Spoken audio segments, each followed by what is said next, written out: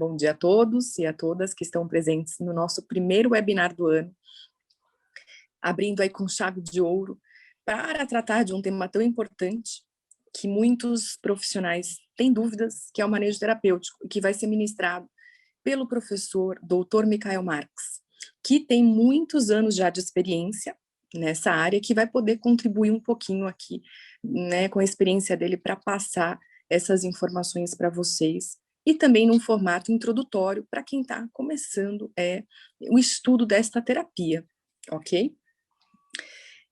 Então, gente, primeiramente aí, né, para quem não conhece a Endeove, para quem não me conhece, meu nome é Camila Teixeira, eu sou CEO e fundadora da Endeove, que foi a primeira empresa especializada no acesso a cannabis com fins medicinais. Nós estamos atuantes desde 2016 aqui no Brasil, lembrando que é possível importar produtos à base de cannabis desde 2015. A Anvisa, lá atrás, emitiu uma resolução que foi recém-substituída por uma outra agora em janeiro de 2020, simplificando essa primeira resolução de 2015, tá? Então é até mais fácil hoje importar esses produtos. Então a gente está desde 2016 fazendo essa parte de assessoramento gratuito a médicos e pacientes em toda a jornada do acesso, pegando na mão dos médicos, provendo educação continuada, né, nesta terapia, para aqueles que desejam iniciar, para aqueles que desejam durante a jornada, né, já pegando a mão, né, esclarecendo dúvidas com a nossa equipe técnica. Então a gente compartilha artigos científicos continuamente, discutimos casos clínicos sob demanda com vocês, fazemos a parte de apoio em como prescrever, e claro, cuidamos dos pacientes de vocês, ok? E na parte dos pacientes, quando eles estão prontos, ou seja, quando vocês destinam a eles, né, o início dessa terapia com uma prescrição, nós temos uma equipe para acolher esses pacientes, esclarecer todas as dúvidas deles, apoiar na parte de documentação Anvisa, que é simples, e principalmente com o nosso apoio, e claro, fazer a importação dos produtos que nós trabalhamos e um acompanhamento contínuo com esses pacientes também, ok? Ou seja, via esse trabalho que a gente vem desenvolvendo, os médicos e profissionais que têm interesse não precisam se preocupar com nada, que nós estaremos aqui para assessorar com uma equipe preparada, multidisciplinar, e muitos, inclusive da área da saúde, para prover a melhor experiência para vocês. É um tema que agora tem despertado um interesse cada vez maior, motivo pelo qual hoje nós estamos aqui já com todas as vagas preenchidas, né, inclusive pessoas que queriam se cadastrar aqui, né, acabaram ficando, infelizmente, mas a gente vai disponibilizar esse conteúdo posteriormente, ok? Porque eu acho que já vieram algumas dúvidas nesse sentido.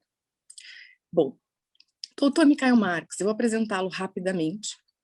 O professor doutor Michael Marks, ele tem pós-graduação em fitoterapia e plantas medicinais na Escola de Educação Permanente do Hospital das Clínicas, Faculdade de Medicina da Universidade de São Paulo, da USP.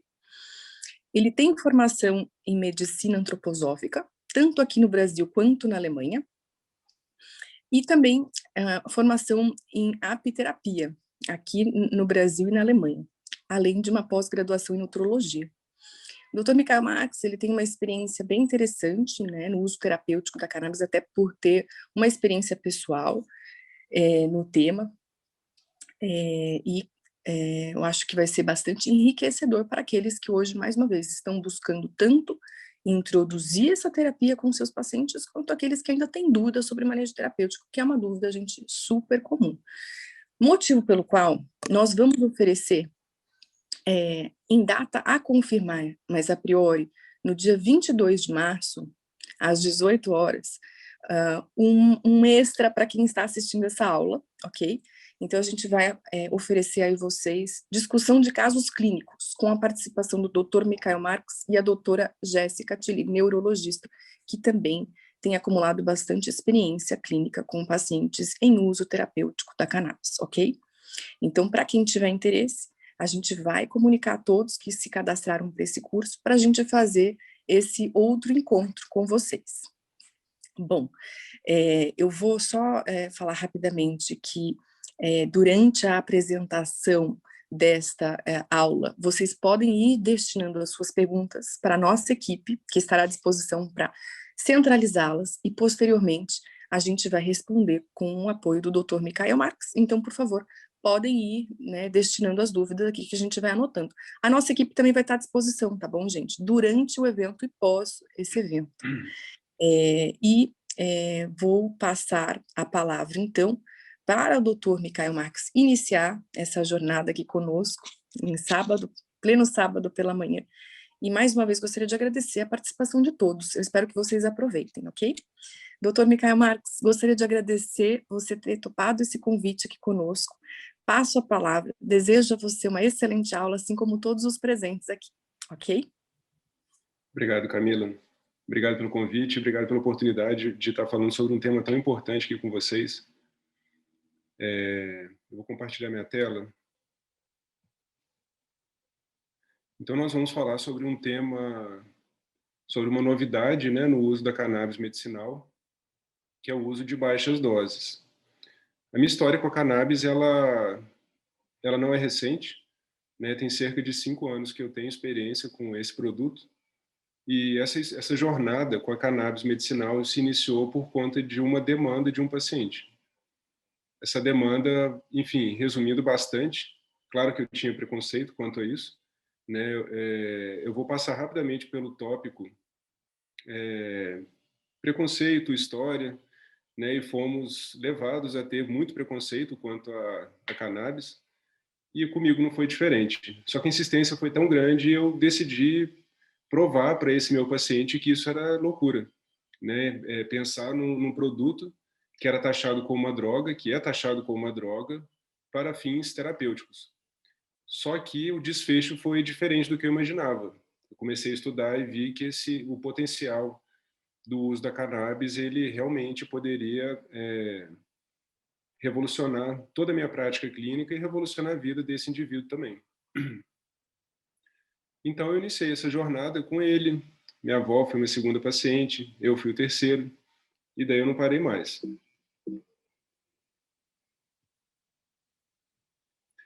Então, eu acredito que, como a Camila falou, muitas pessoas que estão aqui querem escutar apenas o uso de baixas doses de cannabis, mas tem colegas que não têm noção, que estão iniciando essa jornada hoje. Então, para esses nossos colegas, a gente trouxe essa abordagem mais geral, e claro que a gente vai falar sobre o uso de baixas doses. Então, primeiramente, eu vou falar sobre a planta, né, bem resumidamente. Vocês já notaram que várias plantas possuem esse segundo nome, o nome da espécie Sativum sativa. Isso se refere a espécies domesticadas, que é o caso da planta que a gente está falando agora, Cannabis sativa. A Cannabis sativa tem algo em semelhança com algumas cervejas, tá? Então, as cervejas que possuem lúpulo, né? O lúpulo, ele é da mesma família da cannabis, família Cannabaceae, né? Que corresponde a cannabis, húmulus, 8 gêneros de uma família antiga, Celtidaceae, e mais outras 170 espécies. De onde vem essa planta? Essa planta vem lá da China, né? Lá de um planalto tibetano, tá? E a sua história remonta a mais de 1 milhão de anos. Enfim, existem muitas discussões sobre cannabis. Se vocês entrarem na internet, vocês vão achar muita informação, até interessante, né? Então, vocês vão achar um tema falando indicações da cannabis sativa, indicações da cannabis índica, que a cannabis sativa tem mais THC, a índica tem mais CBD, e todas as indicações por conta dessa composição, né? Como nessa foto aqui, vocês veem como que se parece, vocês veem, notem entre aspas, a sativa como que ela é, a índica como que ela é, a ruderalis, uma outra cannabis diferente também. Só que prestem atenção que nessa foto tem um nome aqui, ó, vernacular. Vernacular significa, é como se fosse popular. Então essa nomenclatura não está correta, tá? Então, o nome correto dessas plantas, qual seria? Todas elas são da espécie sativa, então são cannabis sativa, a subespécie que vai mudar. Tá? Então, existem subespécies sativa, subespécie índica. Tá? Essa é uma confusão que vocês vão encontrar muito na literatura leiga. E aqui eu já estou deixando claro para vocês que o nome correto da planta é cannabis sativa, subespécie sativa, cannabis sativa, subespécie índica, ou então cannabis sativa, subespécie ruderalis. Interessante, né, que a cannabis, ela é uma planta dioica e existe até a planta hermafrodita. O que é isso? Existe a cannabis, maconha, macho, e a cannabis fêmea. Interessante, né? Alguns sabem que eu gosto muito de falar do mundo das abelhas. A planta masculina ela morre após polinizar a planta feminina, assim como o zangão morre após polinizar, não, após fecundar a princesa, a futura rainha. Aspectos históricos e culturais, né? Então, essa planta foi introduzida cerca de 1549 pelos escravos negros. E veja que interessante, as sementes eram trazidas em bonecas, né, escondidas, né, de pano amarradas nas pontas das tangas. E o nome popular desse fumo era o fumo de Angola. Essa imagem que muitos de vocês já devem ter visto, né, mostra, né, o uso da cannabis, o fumo de Angola. E maconha, de onde vem esse nome? Provavelmente vem do anagrama da palavra cânhamo, né? Foram trocadas a ordem das letras. Interessante, né? Na nossa história, a Carlota Joaquina, ela tomava chá de cannabis. Né? Se vocês estudarem algum dia mais a fundo a história da Carlota Joaquina, ela tinha um péssimo casamento, né, com o rei Dom João VI, e possivelmente ela tomava esse chá para ficar mais alegre, enfim, para ficar mais, suportar mais a sua rotina, que não devia ser lá grandes coisas, né, por conta de um péssimo relacionamento. E no nosso passado, né, aqui no Brasil, era vindo da França, esses cigarros Grimaldi, ou chamados de cigarros índios. E vejam só a propaganda dele. Contra a bronquite crônica das crianças, fumam-se cigarrilhas Grimaldi, para asma, e tísica laríngea. Né? E essa informação ela estava, inclusive, num famoso formulário médico aqui no Brasil. Então, assim, para vocês verem que isso já fez parte não só da medicina nacional, mas isso fez parte da medicina do mundo todo. Tá? Mas houve um momento em que isso foi proibido. Né? Houveram essas conferências, e essa conferência, ela não tinha, essas conferências não tinham como objetivo proibir o uso da cannabis, mas foi uma oportunidade em que existiu para se proibir o uso da cannabis. E o interesse não foi científico, mas sim totalmente financeiro. Né? Houveram muitas fake news, né, nesse movimento de proibição da cannabis. Né? É um tema que a gente pode, em um segundo momento, abordar mais. Né, se a gente for falar, o indivíduo que foi maior responsável por essa proibição foi esse delegado, esse policial, o Henry Anslinger, e a meta foi financeira apenas. Né? Então, essa frase aqui, ó, eu tirei todas essas três frases aqui dessa matéria da Super Interessante, que resume muito bem vários artigos e vários livros que falam sobre esse tema. Tá? Então, se vocês tiverem interesse, se eu não me engano, está aberta na internet a matéria da Super Interessante falando sobre a proibição e falando sobre a cannabis no geral. Né? Então, vejam só, a proibição foi uma jogada política, contrariando evidências científicas, que naquele momento já se existiam evidências científicas do potencial benefício da cannabis para auxiliar o crescimento da indústria têxtil, papel e derivados de petróleo, e como nylon. Então, essa jogada não tem nada a ver com o uso medicinal, tem a ver com o potencial da cannabis na indústria têxtil, por exemplo. Ela possui uma fibra de excelente qualidade. Então, agora a gente vai falar sobre um sistema, né, que a cada dia que passa, ele vem mais sendo falado na matéria de farmacologia, E interessante, né? Se a gente for avaliar, vamos começar o sistema endocannabinoide no mundo das abelhas. Não existe sistema endocannabinoide no mundo das abelhas, tá? Mas nos mamíferos, esse sistema ele possui um papel importante imunomodulador. Resumindo bastante, sistema endocannabinoide, né? Então nós possuímos um sistema no nosso corpo todo com substâncias semelhantes a algumas que encontramos dentro da cannabis. Por isso é chamado sistema endocannabinoide. Você não precisa fumar, você não precisa tomar óleo, você não precisa fazer nada para ter esse sistema, ele já é seu. Você gosta ou não de cannabis e você tem dentro substâncias parecidas com a cannabis. Tá? E ele controla processos inflamatórios, dor, né? Regula vários processos fisiológicos. E vejam só, em praticamente todos os sistemas orgânicos. Né? Aqui é a foto de um grande maestro, o Karajan. Então, assim, o sistema endocannabinoide ele é o nosso maestro, tá? O maestro do nosso todo o nosso organismo. E essa frase aqui é interessante, ela funciona de forma independente e sinérgica, e ela faz como se fosse a ligação entre alvos moleculares, entre vários sistemas endógenos e neuroendócrinos também. Essa outra frase aqui eu achei bem interessante, né? Deveria estar numa outra parte da aula, mas eu achei mais didático deixar aqui. A eficácia dos canabinoides no tratamento da dor neuropática crônica é parcialmente atribuída à modulação do sistema endocannabinoide, né? Então aqui já está dando um passo além para o uso dos canabinoides, mas por que ele é benéfico? Por que o uso dos canabinoides ele pode ser benéfico no paciente com dor neuropática crônica? Porque ele modula esse sistema endocannabinoide. De maneira muito resumida, quem é esse sistema endocannabinoide? Ele é formado por o quê? Por receptores, são vários receptores. Os mais conhecidos até hoje é o receptor CB1 e o receptor CB2.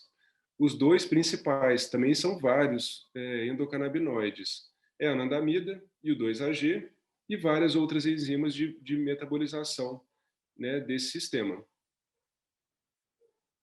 Só que, então assim, quando a gente estuda sistema endocannabinoide, existe toda essa regrinha, esse sistema básico, né, comentado, mas é muito mais do que isso, né? E vários artigos comentam sobre a promiscuidade canabinoide, né? E o que é isso?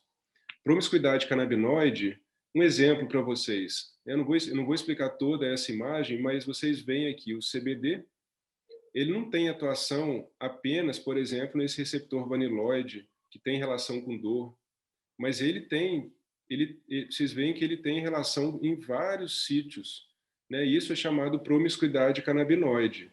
Isso torna esse sistema talvez mais importante, mas mais difícil de ser compreendido, porque não é tão matemático quanto se parece de acordo com alguns artigos científicos, por exemplo. Tá? Então é um estudo muito complexo, né? Então, esse artigo, se vocês quiserem dar um nó na cabeça de vocês, eu estimulo vocês a ler, né? E ele traz esse nome aqui, que eu acho até difícil de falar, endocannabinoidoma. Ele fala da importância de ampliar esse sistema endocannabinoide, inclusive para a expressão genética de pacientes, suscetibilidade, por exemplo, à anandamida, ao 2-AG e aos outros endocannabinoides. Então, resumindo, esse artigo quer falar que é muito mais complexo do que parece. Tá? E como funciona esse sistema endocannabinoide? Eu gosto de comparar com a dancinha do Michael Jackson, chamada de Moonwalker. Né? Então, o Michael Jackson não anda para trás? Uma forma principal de movimentação desse sistema também é com sinalização retrógrada. Né? Vou mostrar aqui nessa foto, por exemplo, aqui a gente tem um neurônio pré-sináptico e um pós-sináptico. O sistema endocannabinoide ele anda para trás, né? Então ele vai atuar do neurônio pós-sináptico para o pré-sináptico, né? Ele funciona ao contrário. Então isso é diferente dos neurotransmissores convencionais. Isso é interessante também, eles não são armazenados em vesículas, eles são liberados sob demanda, então quando necessidade eles são feitos. E, como eu disse, eles são mediadores retrógrados. Eles atuam sobre o neurônio pré-sináptico e não sobre o pós-sináptico, como a maioria dos neurotransmissores. Né? Então, aqui uma imagem, né? Então, o neurônio pré-sináptico e aqui o neurônio pós-sináptico. Né? Então, aqui, por exemplo, o 2AG, a anandamida, voltando e fazendo a dancinha do Michael Jackson e fazendo essa atuação retrógrada. Né? Então, esse resuminho, né? O sistema endocannabinoide, então, tem os receptores CB1, que tem receptores em vários locais do corpo, não só no sistema nervoso, claro que principalmente no sistema nervoso central, mas em todos esses outros locais, também encontrado no coração, tá? Não está citado aqui nesse artigo, mas outros artigos mostram. O CB2, sistema imune, células neoplásicas. Então, assim, a gente vai observando quais são essas potencialidades por atingir tantos alvos variados e diversos. Né? E, com certeza, o endocannabinoide bem descrito hoje pela ciência é a anandamida. Né? Do sânscrito significa felicidade. Né? E veja que interessante, ela tem uma afinidade moderada pelo receptor CB1. E ela é rapidamente metabolizada. Só que ela tem atuação semelhante ao do THC. Né? Então, só que o THC não é rapidamente metabolizado. Né? Então, aqui a gente já encontra uma primeira diferença, tá? Quando a gente quer pensar numa modulação do nosso sistema endocannabinoide. E agora a gente vai falar sobre os fitocannabinoides. Né? Então, os fitocannabinoides, aqui são alguns potenciais. Tá? Ele tem potencial de atuação no sistema imunológico, reprodutivo, sistema nervoso, efeito analgésico, broncodilatador, enfim, são vários, muito bem mostrados já pela ciência. Os principais, mais estudados e mais conhecidos são CBD e o THC. Só que, pessoal, são mais de 100 fitocannabinoides. Né? A conversa não é tão pequena assim, não. Né? São vários fitocannabinoides, tem até o CBN, né? Conhecem a rádio CBN. Então, são vários, mas existem dois muito bem conhecidos. Agora, qual que é o primeiro cuidado que a gente tem que ter aqui nesse início de conversa? Vocês devem escutar na mídia, devem ler artigos, conversar com profissionais. Existe hoje uma tendência a querer exaltar o CBD e falar mal do THC. Só que tanto o CBD quanto o THC têm um papel importantíssimo na modulação desse sistema endocannabinoide e na potencialidade terapêutica. O que é importante a gente discutir são quantidades. Segundo o Paracelso, a diferença do veneno para o remédio é a dosagem. E aqui é a mesma coisa. THC é importantíssimo. Ele não é o vilão da história. Só que a gente tem que saber utilizar a sua dosagem. Né? Então, o THC atua principalmente no sistema nervoso central. Né? Então, ele tem esse potencial analgesia, antiemético, ele aumenta o apetite. Fazendo um parênteses aqui interessante, né? Houveram estudos mostrando que realmente, principalmente óleos de cannabis, produtos de cannabis full spectrum, eles podem sim aumentar o apetite, mas já tem artigos mostrando que ele modula, ao invés de falar que aumenta. Só que indivíduos que consomem esses produtos, normalmente eles têm um peso menor. E fizeram, se eu não me engano, fizeram até uma avaliação com indivíduos que fumam maconha e mostrando que eles aumentam sim o apetite, mas o peso deles é menor. Então, efeitos periféricos aqui já é um primeiro alerta, né, para quem pensa em começar a trabalhar com cannabis medicinal. Um dos efeitos periféricos é a vasodilatação, redução da pressão intraocular e broncodilatação. Com relação à vasodilatação, a gente tem que tomar muito cuidado com pacientes hipertensos, tá? Mas a gente vai voltar mais nesse tema aqui. E essa frase, eu vou voltar nela também, os canabinoides são menos propensos a causar dependência do que opioides, nicotina ou álcool.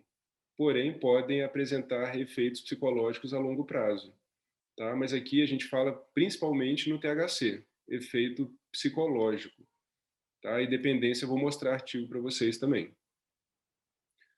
Então, são várias substâncias, é dito de forma ácida, tem artigo falando de forma não ácida. Na prática, essa questão não traz muito impacto na nossa prática clínica, tá? Mas vejam os potenciais benefícios, né, como antiemético, anticonvulsivante, antineoplásico, uma interrogação científica, né, neuroproteção, né, por conta do efeito antioxidante, enfim, são várias delas. Tá? Eu acredito que depois vocês vão poder ter acesso a esse conteúdo e poder pausar e ler todos esses itens e entrar nesses artigos que são muito interessantes. Bom, esse é um histórico, né, da cannabis medicinal. Ele põe aqui histórico dos fitocannabinoides, o histórico da cannabis medicinal. Né? Então vejam que isso faz parte da história humana. Só que houve um hiato aqui científico, o hiato de uso da cannabis, né, por conta da proibição que eu comentei com vocês. Né? Então, a partir de 1985, que foi sintetizado, na verdade, minto, um pouco antes, 1964, Rafael Mechoulam, ele mostrou qual que era a estrutura do THC, e ali começou bem devagarzinho essa redescoberta, né, da cannabis para fins terapêuticos. Então vejam que estamos muito no início, né, dessa redescoberta da cannabis medicinal. Então,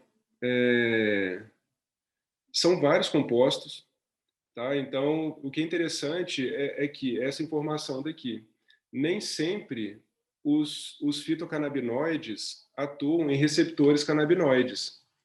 Eles podem atuar muito além disso, né? Como, por exemplo, ele fala aqui do CBG e do CBC.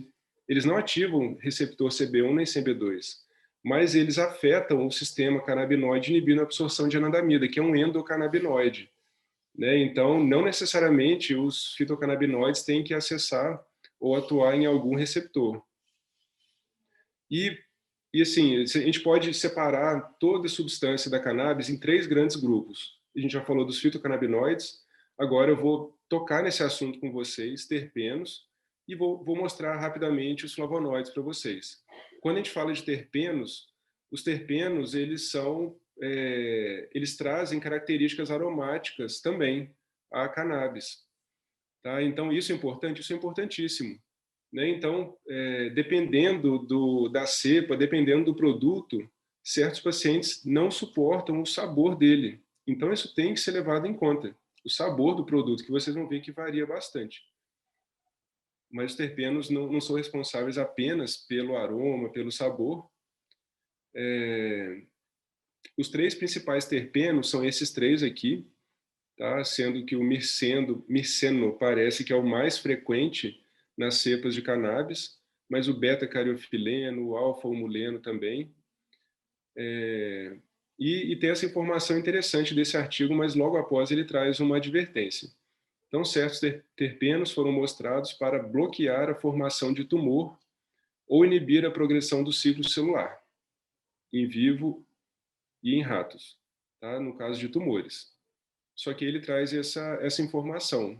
Aqui o risco, principalmente quando a gente pensa em fumar. Tá? Então, o fumo, tem estudos mostrando o aumento do índice de câncer, principalmente de pulmão. Então, aqui, em nenhum momento, a gente está falando de fumar maconha. A gente está falando do uso medicinal da cannabis. Né? O fumo, claro que podem ter ali alguns benefícios, mas é uma prática hoje proibida e tem o potencial cancerígeno, né, do ato de fumar. Então, esse outro artigo que mostra potencial no tratamento da dor e de cefaleias.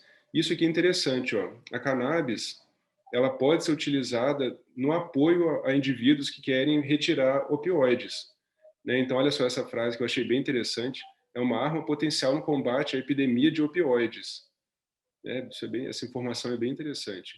Então, terpenos também possuem várias características muito interessantes nesse produto. E aí eu já vou trazer para vocês um nome que é importante vocês terem sempre em mente quando a gente fala de cannabis medicinal. Por mais que o CBD seja a vedete de tudo isso, e o THC talvez pareça o vilão, vocês estão vendo que isso não é verdade. Tá? Claro que o CBD é importantíssimo, o THC não é vilão, né? Em baixas doses, a gente vai falar isso ainda, ele pode ser muito benéfico, mas os terpenos possuem grande potencialidade terapêutica. Vejam só quantas atribuições né, a essa segunda classe de compostos que se encontram dentro dessa planta. São muitas. Né? Mas os terpenos não são exclusivos da planta cannabis. Tá? A gente encontra, por exemplo, o beta-cariofileno em todas essas outras plantas aqui. Tá? Então, se vocês querem consumir mais terpenos no seu dia a dia, podem consumir mais canela, cravo, pimenta e assim por diante. Tá? E existe uma outra classe, a terceira grande classe de produtos, né, dentro da cannabis, claro que em menor quantidade, que são os flavonoides. Tá? Então, os flavonoides eles têm grande capacidade antioxidante. Então, vejam a importância de consumir um produto completo. Né? Então, claro que hoje a ciência tenta, e as indústrias tentam isolar e patentear, né? E a gente está mostrando que o ideal é o consumo desse conjunto todo. É mais fisiológico e é mais seguro também.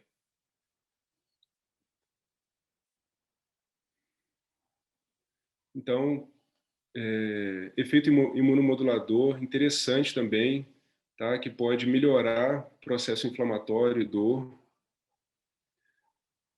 Então, esse outro artigo, também falando de dor neuropática e inflamação, né? Alivio a dor em humanos em doenças como câncer, esclerose múltipla e fibromialgia.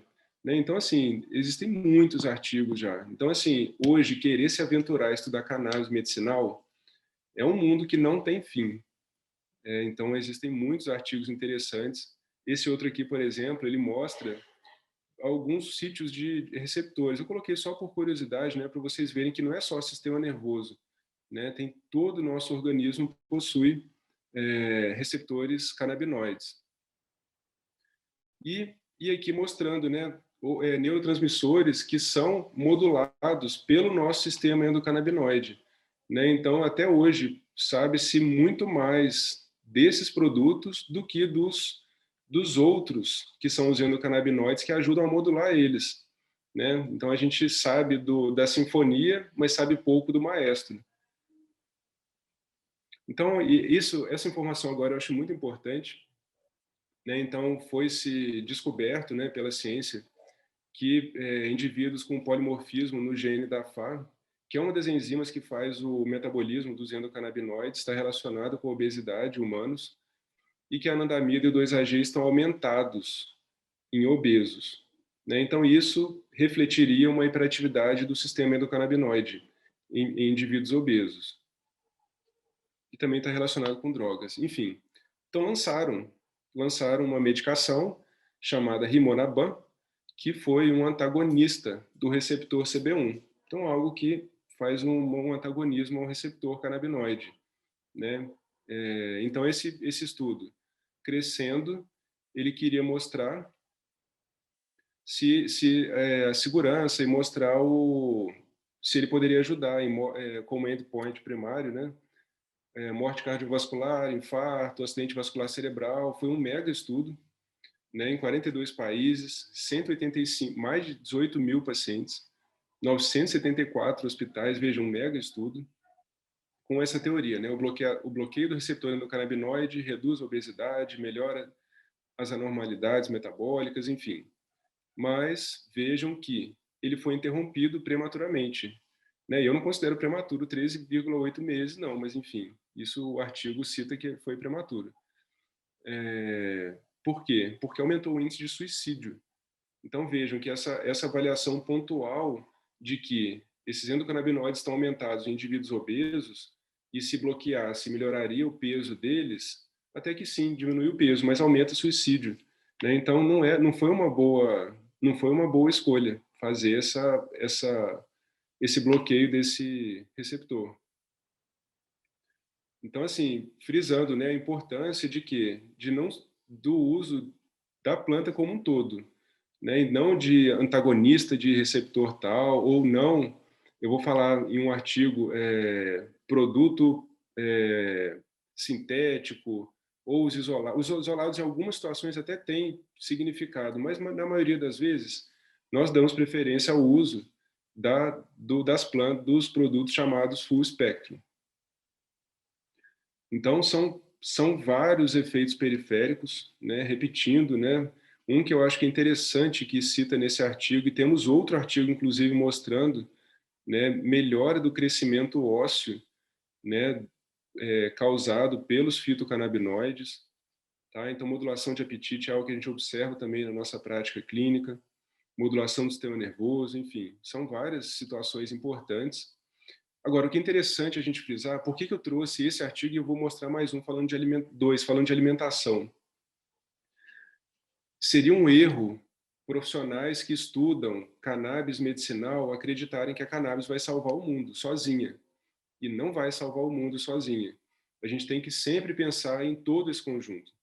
Tá? Então, já existem estudos mostrando da influência, por exemplo, aqui da yoga no nosso sistema endocannabinoide. Tá? Então, eu vou mostrar qual que vai ser a influência da yoga no nosso sistema endocannabinoide, mas eu quero deixar claro que isso é só um indício da necessidade de não se pensar apenas na cannabis medicinal, mas a gente tem que pensar no tratamento holístico também. Tá? Então, esse estudo ele teve o objetivo de avaliar os endocannabinoides e parâmetros psicológicos, um pequeno retiro de yoga de 4 dias em adultos. Então, depois do retiro, o que aconteceu? Eles observaram que a anandamida, os endocannabinoides todos subiram, todos esses aqui são endocannabinoides. Scores de ansiedade e depressão diminuíram, foco aumentou, felicidade, bem-estar melhorou. Né? E eles fizeram outras medições também, então parâmetros inflamatórios, a beta-endorfina, né, que é uma substância que causa bem-estar, aumentou. Né? Então, mostrando que essa prática foi benéfica, tá, para esses indivíduos. E esse outro artigo aqui, eu vou comentar de novo sobre esse pesquisador, Ethan Russo. Né? Para mim, ele que mudou toda a minha prática da cannabis medicinal. Sugiro vocês leem os artigos dele, ele realmente é genial. E por que eu quero mostrar esse artigo aqui? Ele mostra da influência de alguns alimentos no nosso sistema endocannabinoide. Né? Então, veja a importância da gente pensar não só na cannabis, mas da gente pensar num todo, no ser humano como um todo. Então, aqui são várias plantas, né, da nossa rotina, por exemplo, a cenoura, né, a maca peruana, né, algumas pimentas, o gengibre, que pode estar na rotina de muitos de vocês.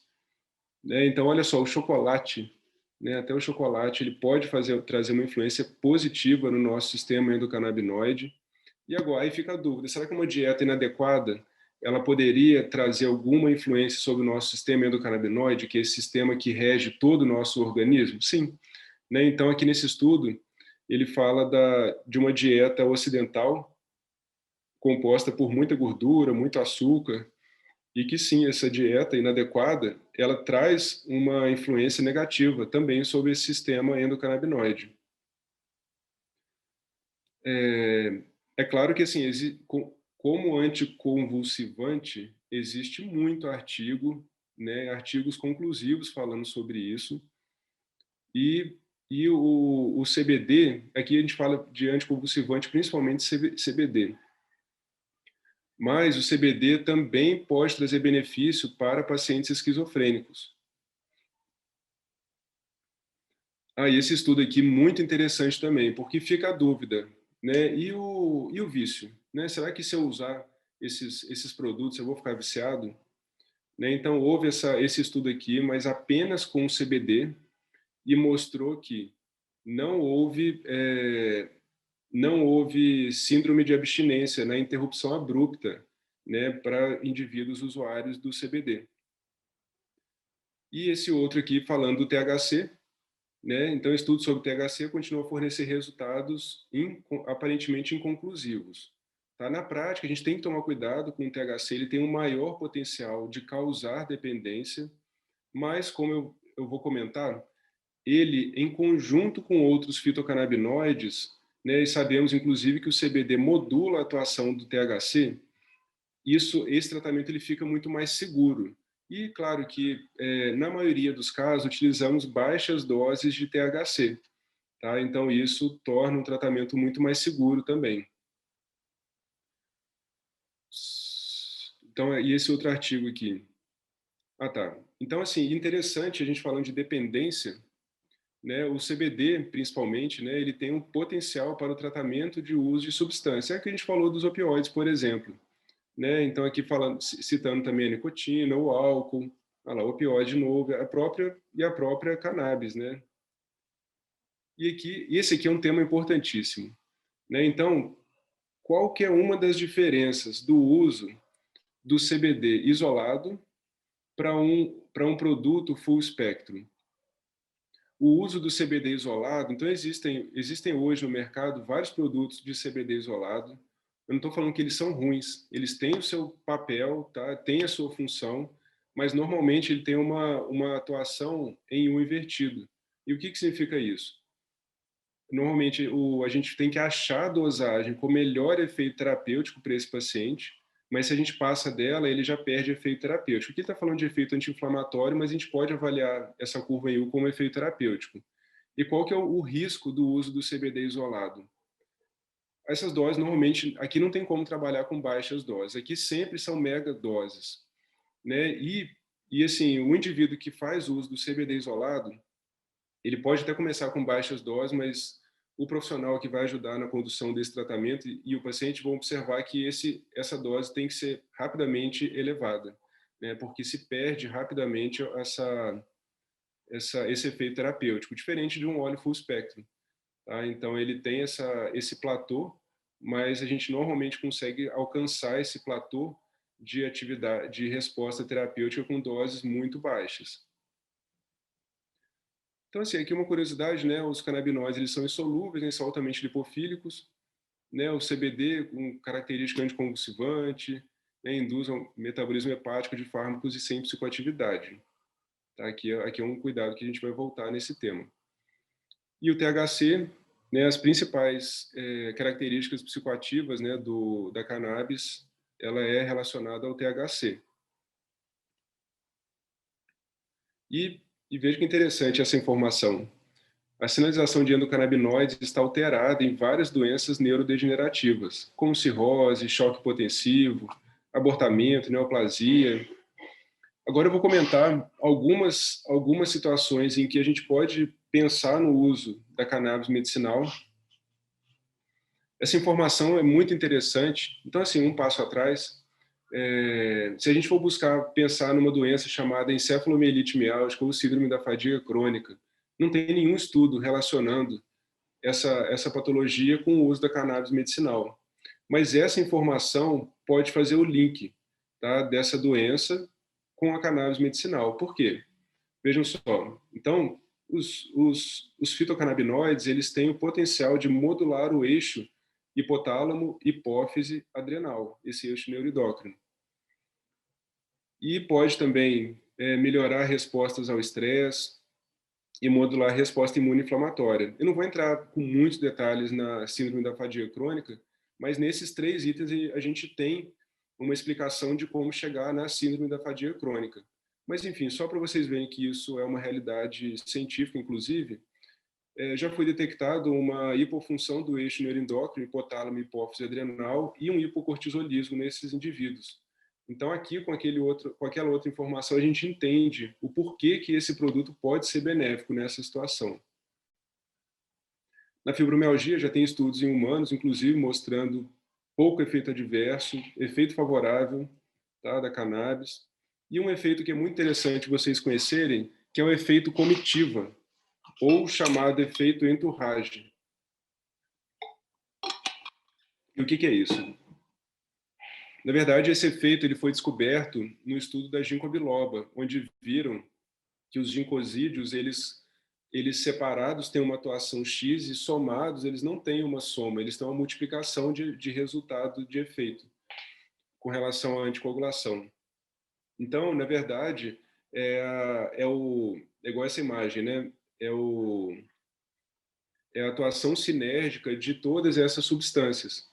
Tá? Então, a gente observa um melhor resultado, um efeito comitiva, né? Um efeito em conjunto de todas essas substâncias, né? E isso a gente consegue só em produtos completos, em produtos full spectrum.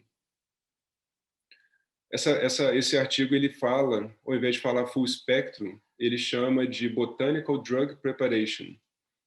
Extrato de cannabis padronizada, em vez de canabinoides puros, né, isolados, podem ser considerados como parte do arsenal terapêutico para controlar o câncer de mama.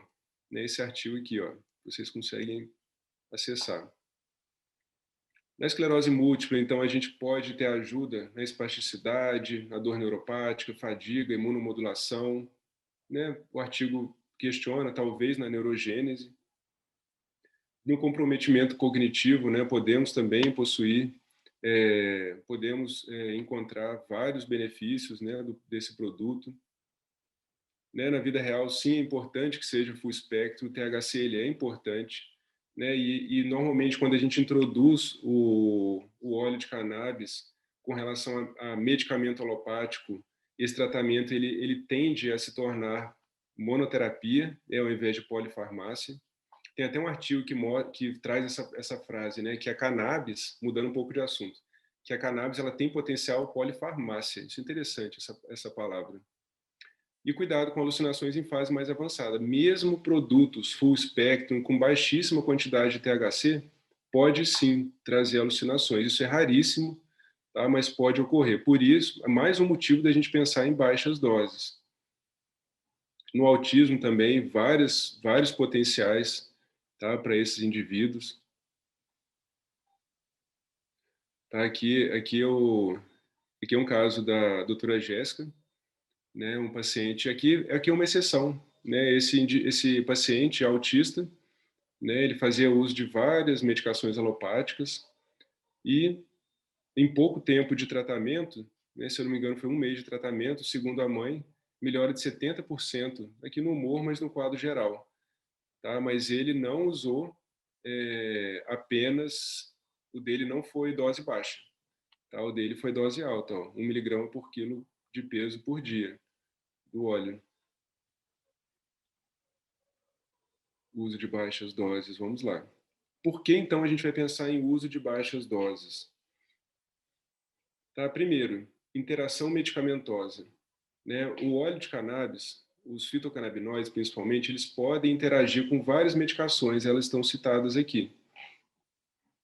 Então, qual que é uma das vantagens de se utilizar baixas doses? A primeira é essa, porque mesmo os pacientes que utilizam todas essas medicações, eles podem, claro que com monitoramento médico, fazer o uso do óleo de cannabis. Aqui é uma primeira dica com relação a isso. Sempre com administração não concomitante. Então, por exemplo, o paciente usa ácido valproico, ele vai usar o óleo de cannabis 1 hora antes, 1 hora depois. Quando a gente fala de interação medicamentosa, nós sempre pensamos na equipe multiprofissional. Então, no meu caso, eu não sou neurologista, não sou psiquiatra, não sou cardiologista. Normalmente eu peço para o paciente entrar em contato com o profissional, tá, para fazer o acompanhamento dele também em conjunto, tá, por conta dessas interações. Aqui é o mesmo autor, tá? Não coloquei aqui, mas esse artigo aqui é do mesmo autor, do Ethan Russo. Tá? Não tem nada a ver com o Hahnemann. Eu coloquei essa imagem aqui porque foi aqui que eu tive o insight de usar baixas doses de cannabis. Né? Então ele fala do quê? Da deficiência clínica endocannabinoide. Segundo esse autor, vários indivíduos, essa é uma hipótese, tá? Que eu acredito que ela seja real, é a hipótese de que em várias situações existe carência ou má produção da produção desses endocannabinoides. E nessas situações, ele cita como, por exemplo, na fibromialgia, na síndrome do intestino irritável ou na enxaqueca, a gente pode se beneficiar com a reposição, como se fosse uma suplementação, como se fosse uma reposição através de fitocannabinoides. Tá? Então, esse artigo aqui, com certeza, quem tiver interesse, quem gosta desse assunto, leiam, tá? E ele vai revolucionar a vida profissional de vocês. Tá? Do Dr. Ethan Russo. E aqui, dosagem de eficácia, tá. Efeitos ansiolíticos com administração aguda de CBD, ansiedade social, transtorno. Aqui são alguns benefícios, tá? Então, o CBD, interessante, o efeito ansiolítico com administração aguda de CBD. Então, assim, a gente pode até pensar no uso isolado, né, do CBD, mas normalmente o arsenal completo é melhor. Então, benefício também no tratamento de ansiedade social, transtorno psicótico e transtorno por uso de substâncias. Também tem benefício, mas aqui a gente pensa bastante no CBD, tá? Então, THC, principalmente em doses mais altas ou indivíduos susceptíveis, a gente tem que tomar cuidado com o THC, tá? Mas aí o CBD entra como uma ferramenta importantíssima. Vocês me desculpem a qualidade dessa imagem, mas eu tive que ampliar ela bastante, mas aqui é só para o que eu preciso que vocês vejam é a dosagem. Tá? Então, vocês veem que a maioria dos estudos mostra que o uso a gente fala CBD como marcador, tá? Eu não estou falando que tem que ser o CBD isolado, mas o CBD como marcador de uso do produto. Então, vejam, as doses são altíssimas, 600 miligramas por dia, 400 miligramas de CBD por dia, né? Então, tem estudos com muito mais que isso também. E aí vem a Academia de Neurologia Brasileira, falando que a cannabis medicinal ela é um tratamento do tipo SFBR. Veja que interessante essa sigla. Simples, fácil, barato e racional. Vamos fazer umas continhas aqui. Eu peguei uma média, né, daquelas dosagens de CBD dia, utilizando 600, não é a dose mais alta, tem doses muito mais altas que isso. Utilizando 600 miligramas dia de um óleo full spectrum, né, por exemplo, esse aqui, ó, Elixinol, tá? Por dia, o custo desse produto vai sair em R$ 158, tá? Então já está contradizendo esse item aqui. Não, isso não é barato para a maioria das pessoas. Agora, se a gente pensa no uso em baixas doses, o uso fica muito acessível, né? 2,38. Esse é um tema importantíssimo da gente discutir, né? Por quê? Porque por melhor que seja esse produto, se a gente numa dose tão alta assim, a gente inviabiliza para muitas pessoas por conta de preço, né? Então, esse é um dado que deve ser pensado pelo profissional prescritor, né? Mas não só isso. Existem efeitos colaterais, né? Então, alteração na cognição, euforia, depressão, efeito sedativo, e normalmente existem vários outros, né? Alergia existe, hipotensão, enfim, são muitos. Mas, quando a gente pensa no uso em baixas doses, é muito raro a gente encontrar esses efeitos adversos, muito raro. Né? Aqui, nesse estudo, ele falou dos efeitos colaterais, aqui é do CBD, né? Vejam que não é raro, né? Então, ó, muitos deles possuem efeitos colaterais. Ah lá, diarreia é um efeito comum, tá? Insônia pode ocorrer também. Ah lá, isso aqui foi novidade para mim, ó. Infecção viral, né? Pneumonia. Então, assim, pode ter efeito colateral, até fadiga, letargia, né? Mas por quê? É mega dose. Imagina, não dá para comparar um indivíduo que utiliza 600 miligramas e um que usa 9. Foi ali que eu pensei em colocar a imagem do Hahnemann. São doses muito pequenininhas. E aqui um outro estudo, só por curiosidade, né?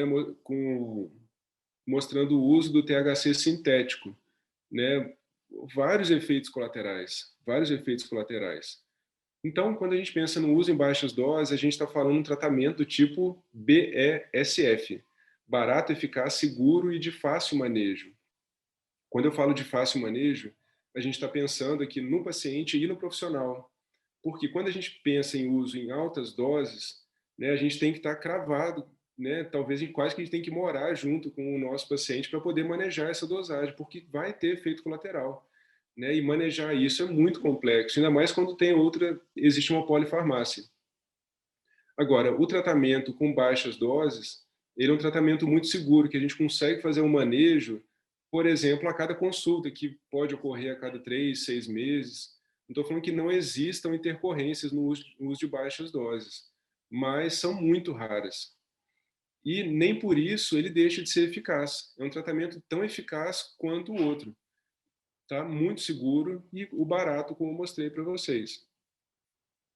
E aí o monitoramento, como eu comentei, né? E aqui a gente teria que diferenciar se ele vai ser um uso em altas doses, necessita um monitoramento muito de perto, né? Pressão arterial, enfim, na verdade eu pulei. Pressão arterial, transaminases, glicose, enfim, melhoras e pioras. E aí vai precisar de muito dos parceiros médicos. Claro que no uso de baixas doses, a gente vai precisar sempre de um parceiro médico, né, de um parceiro especialista, mas isso é muito mais simples, é muito mais vagaroso tudo isso, mas muito eficaz também, tá? E, e assim, são vários efeitos, né? Então, vocês veem que vai atuar no sistema cardiovascular, respiratório, até no reprodutivo, ocular. Então, assim, o uso de baixas doses, ele é muito eficaz. Bom, consegui. Muito obrigado a todos pela atenção. Agora, eu acredito que a gente possa ter um tempo, né, para conversar sobre esse tema. Obrigado a toda a equipe em Deov.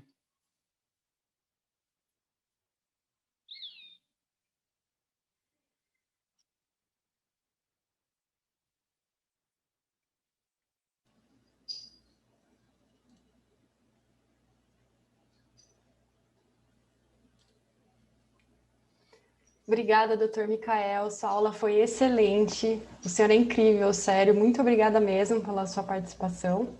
Antes de eu abrir para as perguntas, eu queria só contar um pouquinho da Indeov para vocês. Posso só roubar o seu Claro, eu não estou compartilhamento, doutor? conseguindo. Por favor, pausar. Achei.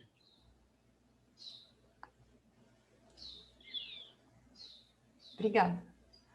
Bom, eu queria só contar um pouquinho sobre a Indeov. Então, nós somos a primeira empresa especializada no acesso a cannabis medicinal no Brasil.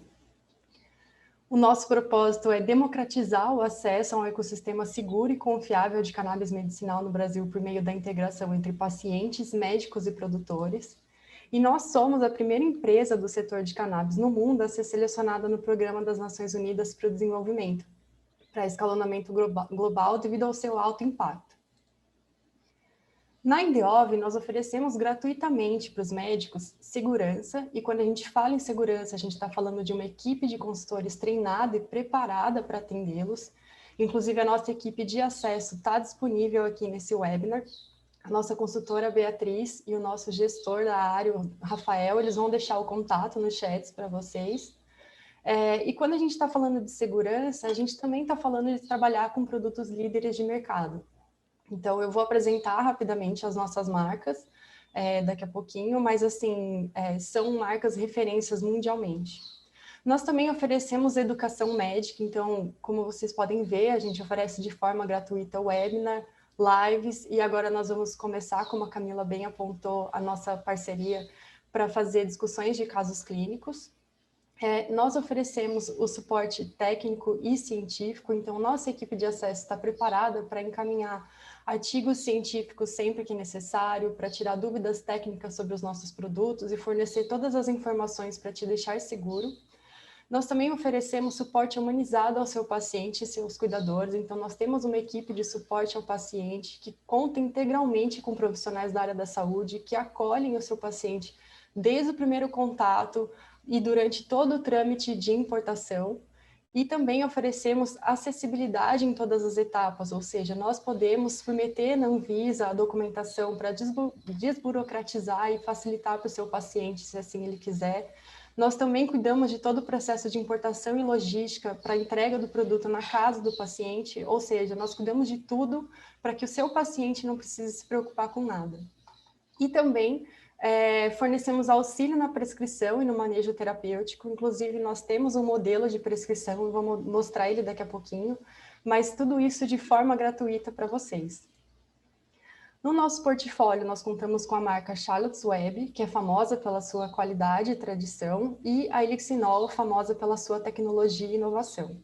Então, nós temos tanto óleos Full Spectrum da Charlotte Web, com até 0,3% de THC, em diferentes concentrações e tamanho, e esses mesmos óleos Full Spectrum em diferentes concentrações e tamanho na Elixinol, quanto produtos na formulação em cápsulas. Desculpa, fica aparecendo esse negocinho preto na frente, eu vou parar de passar o mouse ali embaixo. Tanto a formulação em cápsula da Charlotte Web e da Elixinol. Nós também trabalhamos com um produto Broad Spectrum da Elixinol, ou seja, sem THC, e com produtos de uso tópico, tanto da Charlotte quanto da Elixinol, e da Elixinol, um deles é Broad Spectrum, voltado para aqueles pacientes que não podem utilizar THC, como, por exemplo, alguns atletas de elite. E na Elixinol, nós temos um produto chamado Liposomal, que é um produto de resgate, que ele tem alta biodisponibilidade, ele conta com a tecnologia do lipossoma, para que em até 10 minutos você tenha um pico da concentração plasmática na utilização. Então, ele é ótimo para aqueles pacientes que querem evitar a ocorrência de crises, sejam essas crises de convulsivas, crises de ansiedade, crises de dor, crises de insônia. Então, é um produto bastante interessante. E eu acabei me apressando, né? Estou tão acostumada a conversar com o Dr. Michael que eu não me apresentei para vocês, desculpa. O meu nome é Vivian Bonesi, eu sou farmacêutica, eu tenho mestrado e doutorado pela Universidade de São Paulo e eu sou a consultora técnica científica da Indeov. Eu vou deixar o meu contato também no chat para vocês, tá? Aqui tem um modelo de prescrição, nós podemos enviar esse modelo para vocês e nós aconselhamos que seja prescrita as duas marcas, porque assim, quando o paciente for fazer autorização na Anvisa, se ele precisar trocar de produto por qualquer motivo, ele já tem autorização para as duas marcas, ele não precisa dar entrada nessa documentação novamente. É isso. Desculpa. Deixa eu parar aqui. Agora eu vou abrir para as perguntas. Deixa eu só... Obrigada. Só um momento. Deixa eu pegar o chat aqui. Certo, nós tivemos uma pergunta, que ficou aqui para cima, da doutora Ana Paula, perguntando se na esquizofrenia, quais são os efeitos benéficos mais frequentes? É no âmbito da ansiedade ou nos sintomas positivos também são reduzidos? E aí eu vou complementar com a resposta da doutora Anoni, mas eu queria ouvir a sua opinião também, doutor Michael. A doutora Anoni disse que na esquizofrenia tem melhora da ansiedade, de sintomas positivos, e o doutor André Cavallini complementou que é recomendado o uso de óleos broad spectrum sem THC. E aí eles também, a doutora Anoni completou dizendo que tem estudos com o THC sintético, mas que ela concorda que é mais seguro sem o THC, embora ela tenha tido ótimos resultados com os óleos da Charlotte em pacientes esquizofrênicos.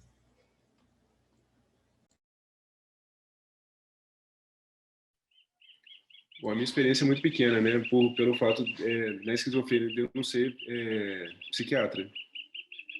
Mas com certeza, né? Eu pensaria num produto broad spectrum para esses indivíduos, por conta do risco do THC poder exacerbar, né, todo o quadro, né, do esquizofrênico.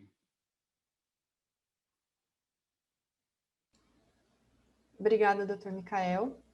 Tem uma pergunta aqui que eu acho que você vai saber responder muito bem, que é o tratamento com doses baixas... essa pergunta é da doutora Nair. O tratamento com doses baixas tem maior demora na produção dos efeitos? E quanto à retirada da polifarmácia, ajuda também? Mas demora... Você pode repetir? Maior demora no quê? Ficou mudo. Estava com o microfone fechado, desculpa. Se tem demora na produção dos efeitos por ter começado com doses baixas. Sim, olha, na maioria das vezes não. Na maioria das vezes não. Como, assim, todo mundo que trabalha com cannabis medicinal sabe que cada indivíduo vai responder de uma forma. Na prática não tem regra, mas eu vejo que na minha prática clínica isso não existe essa demora.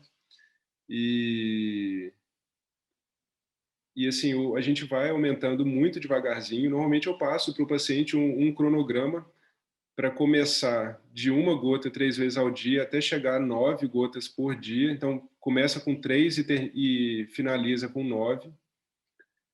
E aí, na próxima consulta, a gente vai avaliar, né, a necessidade de aumentar ou não. Né? Ou, em alguns casos, a gente até diminui. Mas isso não significa que é mais lento, não. Claro que existem casos que a gente vai ter que aumentar, né? E aí sim vai ser mais lento. Mas teve uma segunda parte da pergunta, qual foi mesmo? Quanto à retirada da polifarmácia, se também auxilia? Auxilia muito, tá? Com retirada da polifarmácia, aqui normalmente a gente precisa do parceiro especialista. Na minha prática, eu não gosto de retirar remédio que foi prescrito por algum outro médico. Tá? Então, eu prefiro que o paciente ele retorne no profissional que prescreveu, né, após um período de tratamento, e aí com o profissional que prescreveu vai ser avaliada a mudança da medicação ou a diminuição ou a retirada. Tá respondido, doutora Nair, se quiser fazer um complemento, fica à vontade.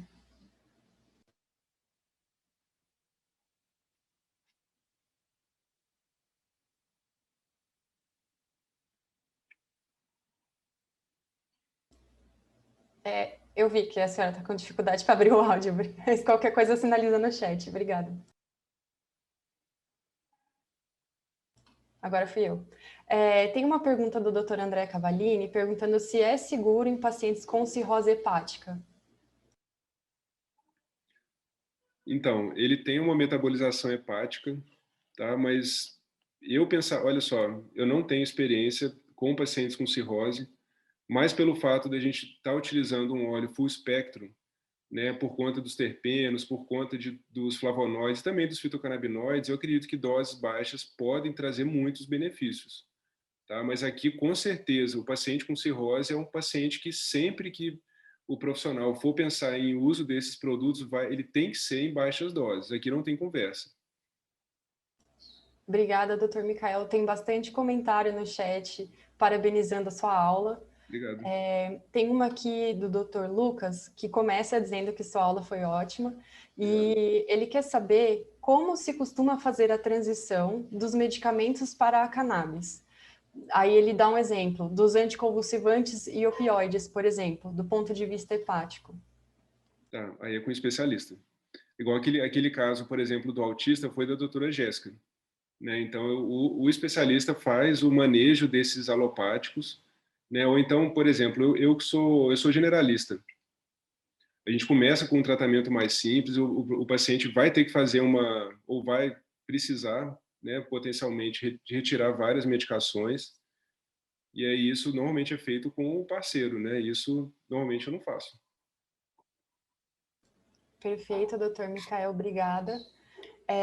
A doutora Patrícia quer saber se, mesmo em doses baixas, o tratamento no autismo predispõe ao surgimento de alucinações e esquizofrenia. E aí a doutora Noni fez até um complemento, dizendo que nem em doses altas que pode usar o full spectrum sem perigo, mas eu queria ouvir a sua opinião também, doutor. Preferível doses baixas, sim, né? Ou então o broad spectrum. Broad spectrum, a gente acho que não comentou o que é. O broad spectrum é como se fosse um full spectrum sem THC e família. Certo. Tem um comentário aqui do Dr. Mauro dizendo que, quando se olha nos estudos clínicos, a maioria deles utiliza doses altas, por exemplo, acima de 200 miligramas de CBD. Não são poucos estudos ainda descritos sobre a eficácia de doses baixas para justificar o uso em doses baixas? Não tem, eu nunca li estudo. Já viu, Vivian? Estudo com baixas doses? Não, doutor.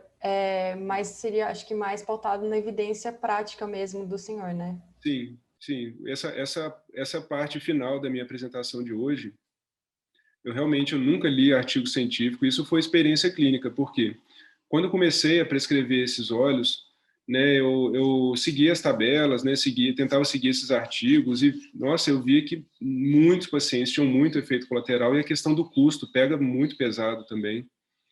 Né, e aos poucos eu fui diminuindo até chegar nessas doses bem baixinhas. Tá? Então isso é experiência clínica. Tá? Não é, eu nunca li artigo científico e quando tiver eu vou ter o prazer de ler, com certeza. E a Vivian vai saber talvez antes de mim. Obrigada, doutor. Com relação à dieta, a doutora Sandra perguntou se um perfil mais cetogênico seria interessante, se ele poderia melhorar os receptores, além dos trabalhos citados, se teria algum autor mais interessante. São duas perguntas, desculpa. Sandra, que ótimo ter a presença da Sandra, ilustre Sandra, super nutricionista. Sandra, esse seu raciocínio está correto, eu não sei te responder. Né? Faz muito sentido pensar numa dieta cetogênica, né? Mas eu nunca li artigo e não tenho experiência também com esse tipo de dieta. Você sabe de alguma coisa, Vivian? Dessa Não, relação? Sistema mas do eu cannabis? posso fazer esse levantamento e depois entrar em contato com a doutora Sandra se eu encontrar alguma coisa. Aí me fala também, por favor. Tá, claro. Deixa eu ver. O Dr. Douglas está perguntando se, para o tratamento de dores agudas, qual seria a melhor opção, CBD ou THC? O Douglas está contaminado com as propagandas, né, do CBD e do THC. Mas eu prefiro usar os óleos full espectro na maioria das vezes,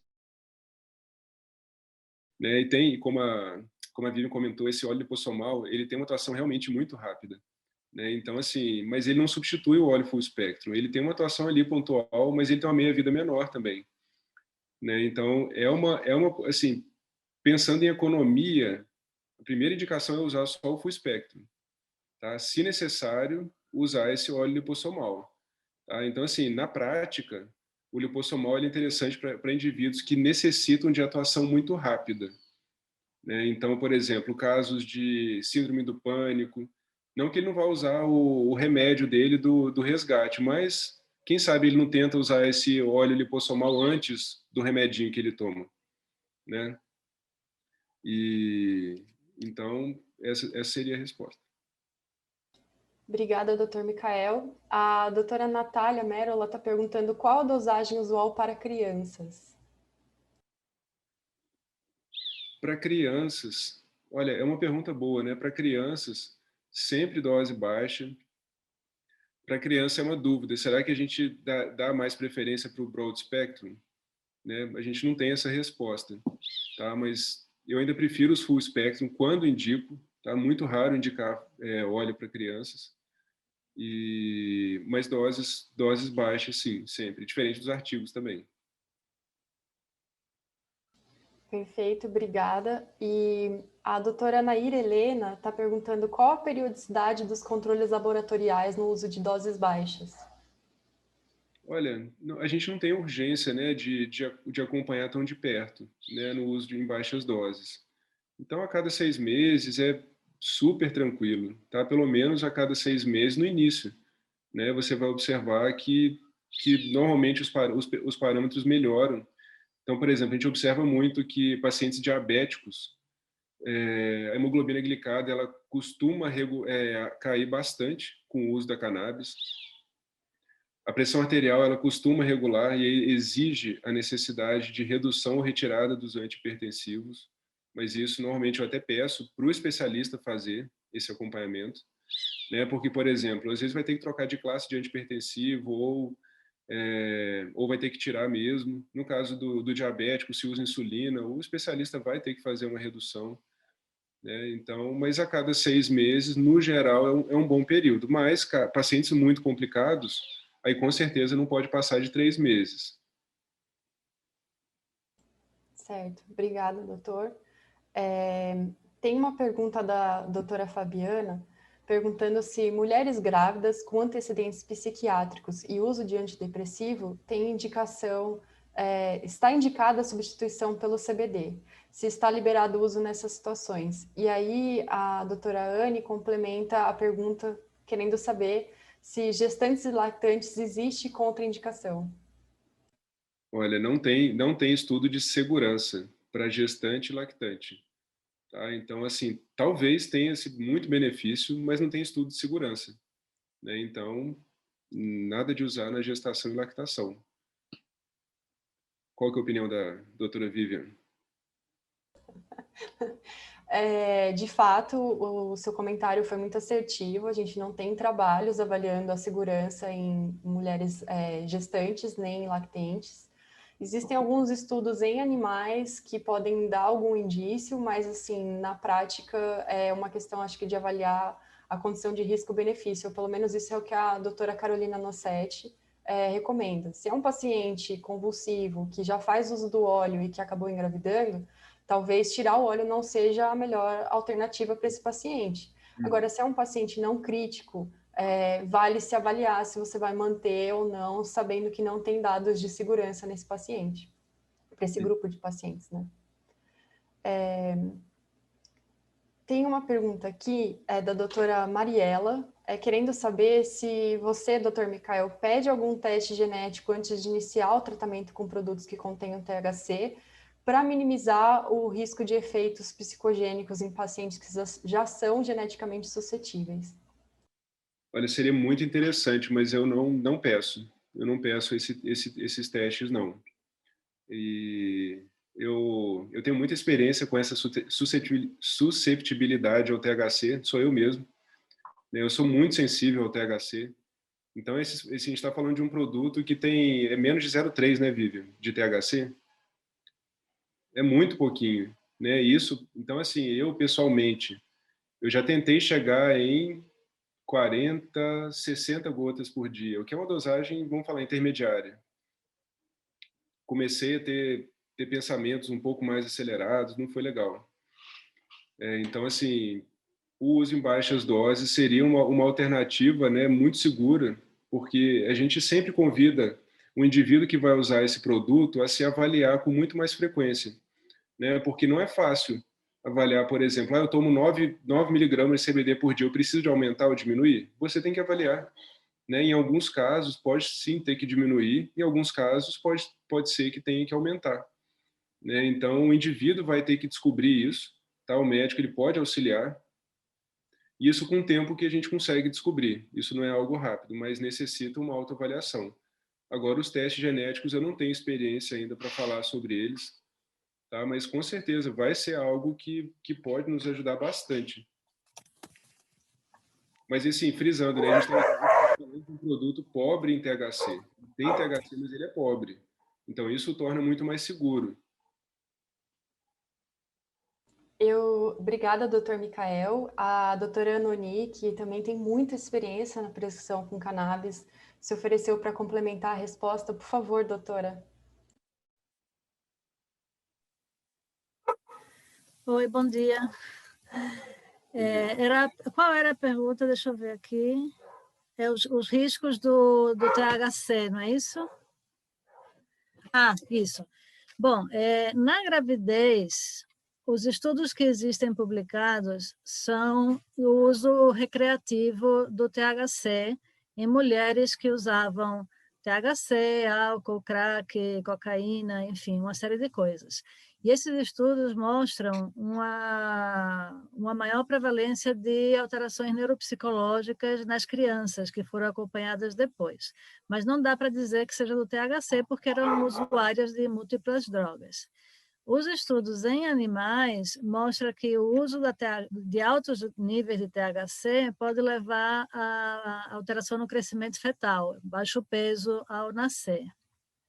Os produtos com CBD, né, isolado, provavelmente não dão problema nenhum.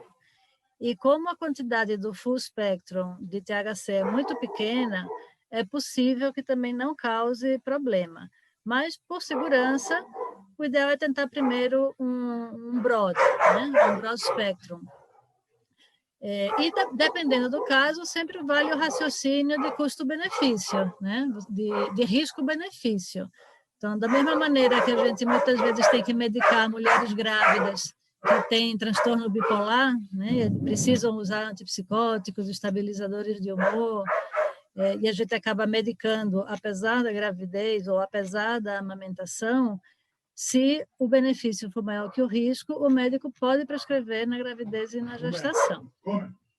Na criança e no adolescente que estão em desenvolvimento, o THC pode levar a problema de aprendizado e vai aumentar risco de psicose em predispostos. Então, não é em todos que isso acontece, tem que haver uma predisposição.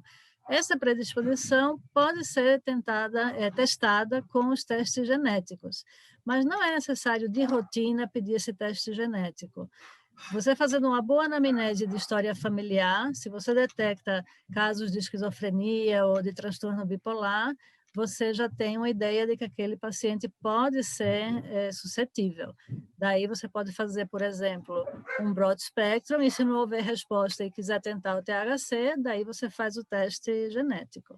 Então, assim, em geral, a cannabis é super segura.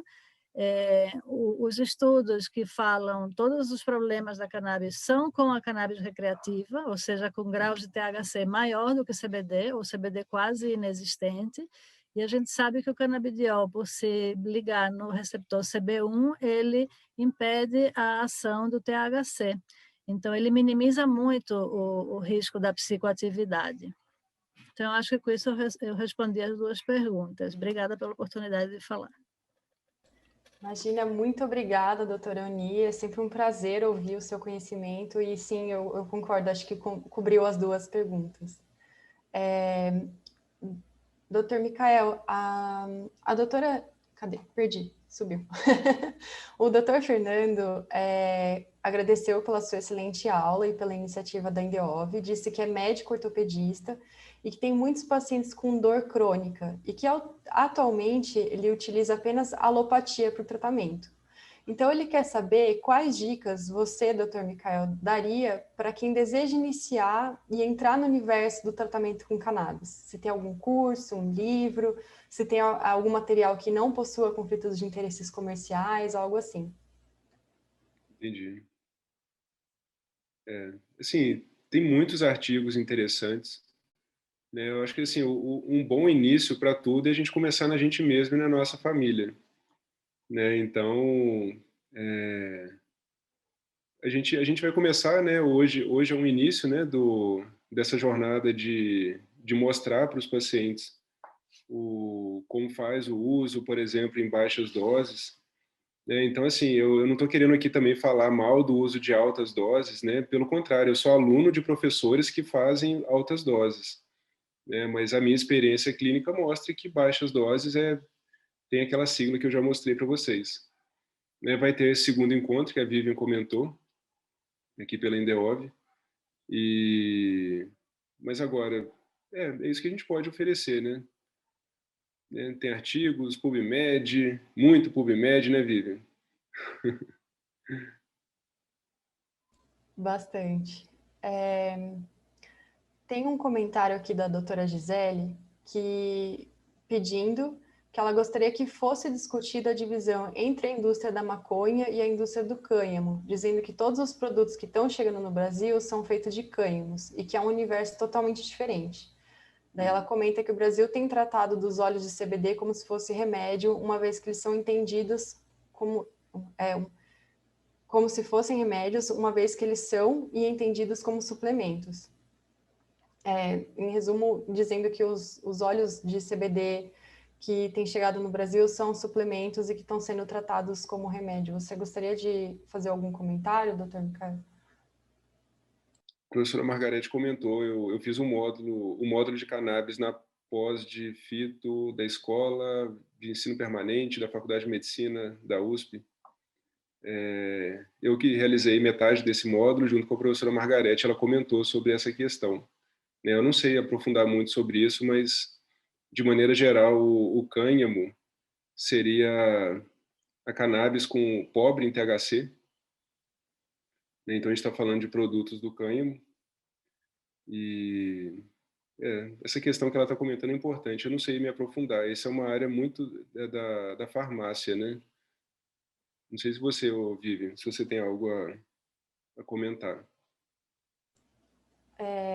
A única coisa que eu tenho a comentar no momento é que, de fato, eles são vistos como um suplemento lá fora, e até o Dr. André Cavallini falou que ele não diz, ele não promete cura para os pacientes dele, né? Ele sempre trata isso como uma possibilidade de melhorar a qualidade de vida do paciente. Eu acho que é isso mesmo que esses óleos vieram trazer, independente da origem deles.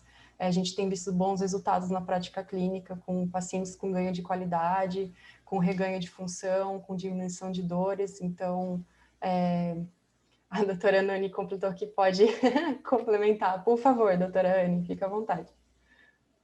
Ana, perdão.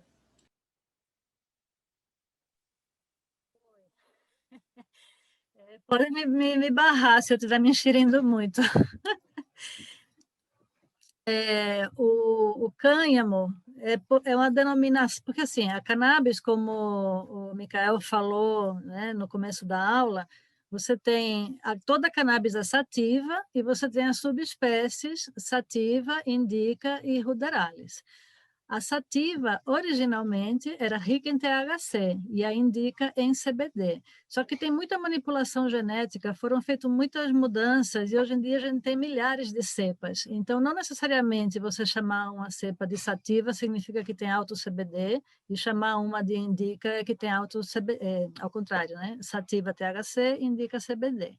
Então, hoje em dia a gente fala em quimiotipo. Então, a planta é do quimiotipo 1, se ela tem alto THC, quimiotipo 2, se ela tem os dois em proporções semelhantes, e tipo 3, se ela tem alto CBD. Então, o cânhamo é só a denominação técnica para qualquer cepa que tenha no máximo 0,3% de THC. Por conta disso, todos os produtos que são comercializados como suplemento no exterior, eles vêm do cânhamo, né? Mas pode ser que tenha alguém que faça com a sativa, mas a gente não vai saber a não ser que eles explicitem.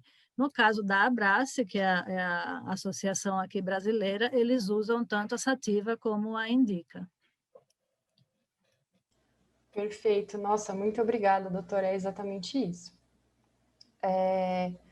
Alguém mais tem alguma pergunta? Gostaria de se manifestar? Talvez abrir o microfone, se sentir mais à vontade? Ah, tem uma aqui, ó. A doutora Paula perguntou se a gente poderia falar um pouco do uso em pacientes com Parkinson. Olha, é algo para especialista. A doutora Jéssica vai estar conosco no próxima reunião, né? Ela é neurologista, ela vai poder especificar bem melhor essa atuação. Então, eu tenho o luxo hoje de trabalhar com uma neurologista, né? E aí, os pacientes neurológicos, eu conto sempre com o apoio dela. Mas sim, pode se trazer muito benefício, né? Mas ela vai trazer mais informações. Vai ser talvez dia 20. Provavelmente dia 22, uma segunda-feira. Lá a gente pode discutir e trazer casos clínicos de Parkinson com ela. Legal.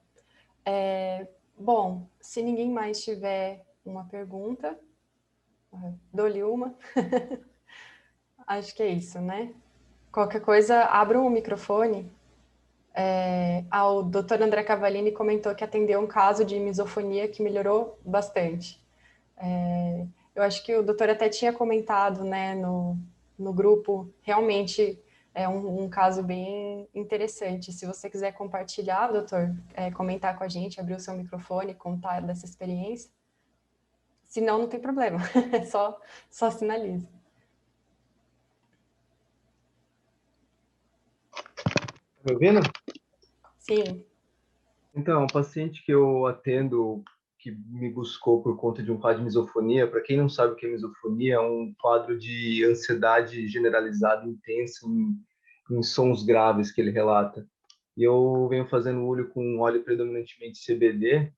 Ele apresentou uma boa melhora, não teve mais crise de pânico desde que está fazendo uso e está gostando bastante. Está sendo uma resposta interessante para uma doença que eu tentei fazer um teste com ele para ver se melhorava, e ele melhorou bastante. Ele até fez um teste com um quadro que estava tendo uma crise de hérnia. Ele até pegou as gotinhas, pigou na região e melhorou bastante também, usando como forma tópica. Foi até interessante, usando o próprio óleo ao invés de uma pomada específica para tal, entendeu? Eu até pretendo publicar esse caso um dia, porque eu, como otorrinolaringologista de especialidade, é um caso interessante para eu publicar isso como uma forma de relato de caso. Muito legal. Obrigada por compartilhar, doutor André. Doutor Micael, quer fazer algum complemento em cima?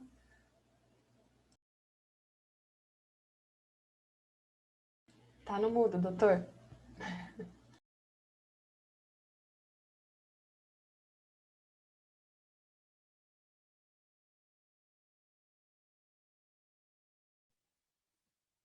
Não escutaram nada que eu falei?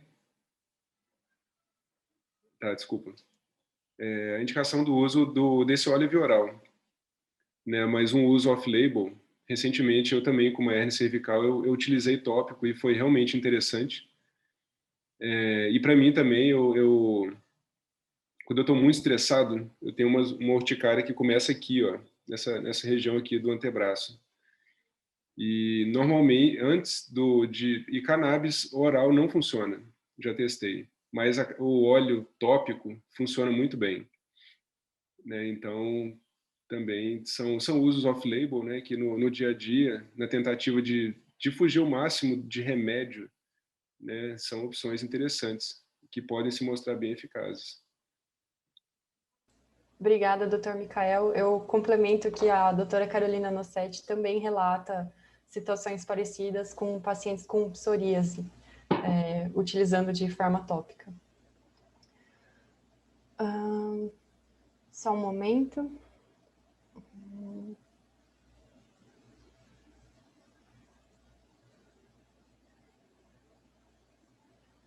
Tem um questionamento final do Dr. Mauro Nogueira, querendo saber onde os pacientes obtêm os óleos no momento no Brasil e se é através de receita médica, se esses já estão disponibilizados na farmácia, só o médico pode prescrever, como está a legislação no momento quanto a isso. Sim, foram várias perguntas. Eu acho que eu posso responder, doutor Micael, se você não se importar. Claro, hoje no Brasil existem algumas formas de obtenção do acesso ao tratamento com a cannabis. Uma delas é através de empresas como a Indeov, fazendo a importação de óleos do exterior, com até 0,3% de THC. Existe, como foi mencionado no chat, associações que podem fornecer esses óleos, como é o caso, né, da que foi mencionado aqui. Existem produtos nas farmácias, mas esses produtos contam com ou o CBD isolado ou uma combinação do CBD com o THC.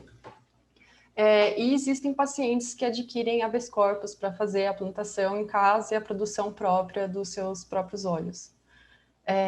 No momento, a prescrição é permitida para profissionais cadastrados no conselho de sua devida classe, no caso, no nosso entendimento, os médicos. Deixa eu ver. E é isso, sim, é legal, a gente pode conversar mais sobre isso, doutor Mauro, nos procure, os nossos consultores de acesso podem te fornecer todas essas informações com mais detalhes, tá? Tem uma outra pergunta aqui, doutor Micael, da doutora Anne, perguntando se tem alguma experiência em pacientes com TDAH. Experiência pessoal. Experiência pessoal com esse óleo, realmente, por conta do TDAH também. Médico todo zicado, né? Mas sim, é interessante, né? Mas eu gosto de comentar isso durante a apresentação, eu mostrei para vocês, não só apenas cannabis, né?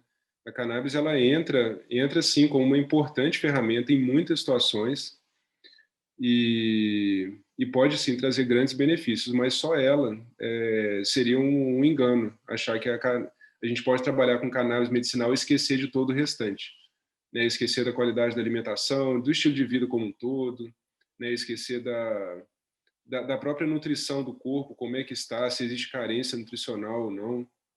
Então, tem que ser avaliado tudo. Mas, sim, é bem interessante. Pode se ajudar bastante. Obrigada, doutor Micael. A doutora Marici está com a mão levantada. Pode, por favor, abrir o seu áudio e fazer sua pergunta, doutora.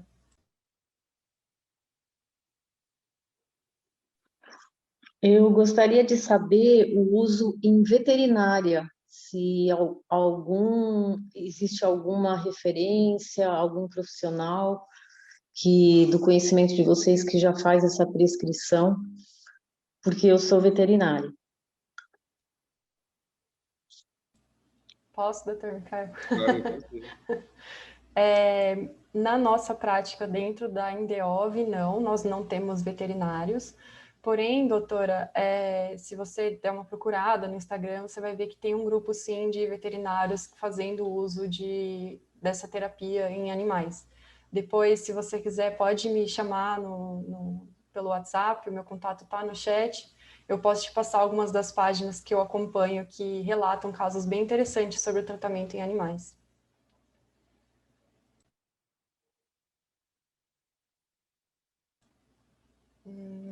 Acho que é isso. Acho que não temos mais nenhuma pergunta. Então, eu queria agradecer novamente, doutor Micael, pela sua excelente aula, por estar aqui conosco, por estar tirando todas essas dúvidas e convidar vocês para participarem do nosso próximo encontro para discussão de casos clínicos. Se vocês tiverem casos em particular que vocês querem discutir Entrem em contato conosco já em antecedência, enviem esses casos que a gente vai auxiliar vocês.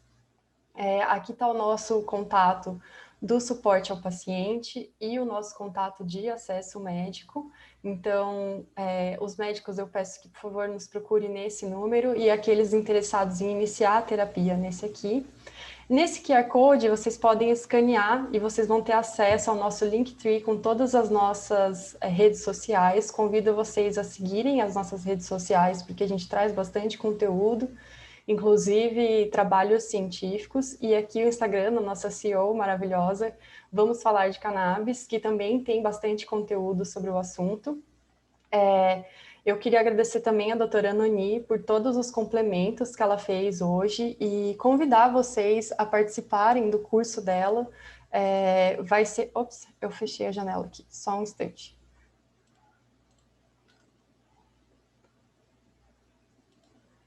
Vai ser um curso em parceria com o Dr. Marcos Zanetti, se eu não me engano, no dia 26, é isso? Doutora Ana, desculpa, eu fechei justo a informação da sua data. Mas as inscrições são até o dia 20. Por favor, se você puder complementar.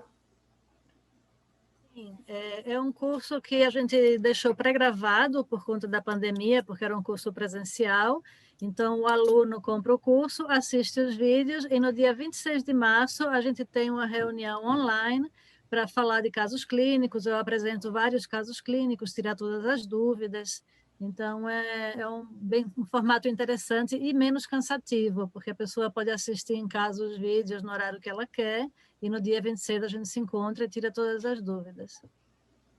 Obrigada, doutora Ana.